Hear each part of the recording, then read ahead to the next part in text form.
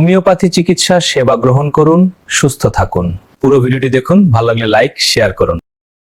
ব্রণ বা পিম্পলের সমস্যায় কম বেশি আমরা সবাই ভুগে থাকি। তো আজকের এই আলোচনায় আমরা ব্রণ সারানোর একটা একটু অন্যরকম পথ দেখব, যেটা পুরোপুরি হোমিওপ্যাথিক তথ্যের উপর ভিত্তি করে তৈরি। চলুন বিষয়টা নিয়ে গভীরে যাওয়া যাক। ব্রণের আসল নিরাময় কোনটা, এই প্রশ্নটা কিন্তু অনেকের মনেই ঘুরপাক খায়। আসলে এর উত্তরটা হয়তো কোনো একটা নির্দিষ্ট ওষুধে নেই, বরং এর সমাধানটা লুকিয়ে আছে আরও ব্যক্তিগত, আরও গোড়া থেকে ভাবার মধ্যে। আর হোমিওপ্যাথি ঠিক এই দৃষ্টিভঙ্গি নিয়ে কাজ করে। আগামী কয়েক মিনিটে আমরা কি বিষয় নিয়ে কথা বলবো তার একটা ছোট্ট ঝলক এখানে। আমরা প্রথমে জানব ব্রণ আর হোমিওপ্যাথির সম্পর্কটা কি, তারপর দেখব কিছু খুব প্রচলিত ওষুধ আর তাদের লক্ষণ, কথা বলবো ব্রণের দাগ নিয়ে, আর সব শেষে কিছু সবচেয়ে জরুরি বিষয় আলোচনা করব। তো চলুন আমাদের প্রথম পর্ব শুরু করা যাক, ব্রণ এবং হোমিওপ্যাথি। এখানে আমরা বোঝার চেষ্টা করব যে প্রচলিত চিকিৎসার থেকে এই পদ্ধতিটা কেন আর কিভাবে আলাদা, এর মূল ভিত্তিটাই বা কি। দেখুন, হোমিওপ্যাথির সবচেয়ে বড় আর গুরুত্বপূর্ণ নীতিটাই হলো ব্যক্তিগত লক্ষণ বিচার করা। এর মানে কি? মানে হলো এখানে শুধু ব্রণটাকে সারানোর চেষ্টা করা হয় না, বরং পুরো মানুষটার চিকিৎসা করা হয়। মানে তার শারীরিক, মানসিক, এমনকি আবেগজনিত লক্ষণগুলো সব মিলিয়ে একটা চিত্র তৈরি করে তারপর ওষুধ ঠিক করা হয়। এই কথাটা কিন্তু খুব গুরুত্বপূর্ণ। হোমিওপ্যাথিতে একই ঔষধ সবার জন্য কাজ করে না, এটাই হলো ব্যক্তিগত চিকিৎসার মূল ব্যাপার। আর এই কারণে ব্রণের জন্য কোনো একটা বাধা ধরা, সবার জন্য একই নিরাময়, এই পদ্ধতিতে কিন্তু নেই। আচ্ছা, মূলনীতিটা তো বোঝা গেল, এবার আসা যাক একেবারে আসল কথায়, মানে ওষুধপত্রে।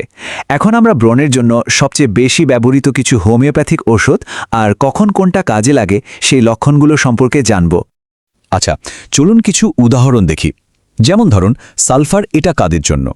যাদের ব্রণগুলো লাল, খুব চুলকায়, গরমে কষ্ট বাড়ে আর ত্বকটা বেশ তেলতেলে থাকে। আবার হেপারসালফ ব্যবহার করা হয় পুঁজ ভরা, মারাত্মক ব্যথাযুক্ত ব্রণের জন্য, এত ব্যথা যে ছুতে গেলেই কষ্ট হয়। অন্যদিকে পালসেটিলা প্রায়ই কাজে লাগে টিনেজারদের হরমোনাল ব্রণের ক্ষেত্রে, যেটা কিনা পিরিয়ডের সময় বেড়ে যায়। আর সাইলেশিয়া হলো তাদের জন্য যাদের ব্রণগুলো অনেক গভীরে হয়, সহজে সারতেই চায় না আর দাগ রেখে যাওয়ার একটা প্রবণতা থাকে। কিন্তু তালিকাটা এখানেই শেষ নয়, চলুন আরও কিছু কার্যকর প্রতিকার দেখে নেওয়া যাক। দেখুন, কালিব্রোমেটাম, এটা সাধারণত কপাল আর পিঠের ব্রণের জন্য খুব ভালো কাজ করে, যেটা কৈশোরে বেশি দেখা যায়। আবার ধরুন মানসিক চাপ বা খুব দুঃখ পাওয়ার পর যদি ব্রণ বাড়ে আর ত্বক তেলতেলে থাকে, তখন নেট্রাম মিউর ভাবা যেতে পারে। প্রাপ্তবয়স্কদের ক্ষেত্রে, বিশেষ করে যাদের হজমের সমস্যা আছে আর ব্রণগুলো চোয়াল বা থুতনির চারপাশে হয়, তাদের জন্য লাইকোপোডিয়াম একটা দারুণ ওষুধ।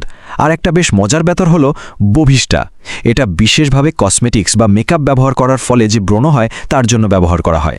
ব্রণ তো না হয় সেরে গেল, কিন্তু তারপর ওই যে বিশ্রী দাগগুলো থেকে যায়, ওটা তো আরও বড় চিন্তার কারণ, তাই না? তো এবার আমরা সেই বিষয়েই কথা বলবো, মানে ব্রণের রেখে যাওয়া দাগের সমাধান নিয়ে। ব্রণের কালো দাগ বা স্কারের জন্য সবচেয়ে জনপ্রিয় প্রতিকারটার নাম হলো বারবেরিস অ্যাকুইফোলিয়াম। এটা সাধারণত মাদার টিনচার মানে কিউ পোটেন্সিতে ব্যবহার করা হয়। মজার ব্যাপার হলো এটা বাইরে থেকে মানে জলের সাথে মিশিয়ে লাগানোও যায়, আবার ভেতর থেকে খাওয়াও যায়। এর প্রধান কাজই হলো ত্বকের ওই কালো ছোপ আর ব্রণের রেখে যাওয়া দাগগুলোকে হালকা করা। এখন আমরা এমন কিছু বিষয় নিয়ে কথা বলবো যা জানাটা সবথেকে জরুরি। যারা এই চিকিৎসা পদ্ধতি নিয়ে ভাবছেন তাদের জন্য এটা একটা সেফটি গাইডলাইন বলতে পারেন। দেখুন, এই 3টি নিয়ম কিন্তু অক্ষরে অক্ষরে মেনে চলতে হবে। 1 নম্বর, সবসময় একজন অভিজ্ঞ হোমিওপ্যাথিক ডাক্তারের পরামর্শ নিতে হবে। নিজে নিজে ওষুধ বেছে নেওয়াটা কিন্তু খতরনাক হতে পারে। 2 নম্বর, এটা নিশ্চিত করতে হবে যে ওষুধটা আপনার ব্যক্তিগত লক্ষণের সঙ্গে একেবারে মিলে যাচ্ছে। আর 3 নম্বর, এবং খুব গুরুত্বপূর্ণ, ধৈর্য ধরে চিকিৎসা চালিয়ে যেতে হবে। আর হ্যাঁ, ধৈর্যের কথা যে বললাম, দেখুন হোমিওপ্যাথি কিন্তু ধীরে ধীরে ভেতর থেকে কাজ করে, তাই ভালো ফল পেতে সাধারণত 2 থেকে 6 মাসের মতো সময় কিন্তু লেগেই যায়। এটা কোনো ম্যাজিকের মতো দ্রুত সমাধান নয়। শেষ করার আগে একটা প্রশ্ন রেখে যাই, আমাদের ত্বক কি আসলে আমাদের ভেতরের স্বাস্থ্যের একটা আয়না?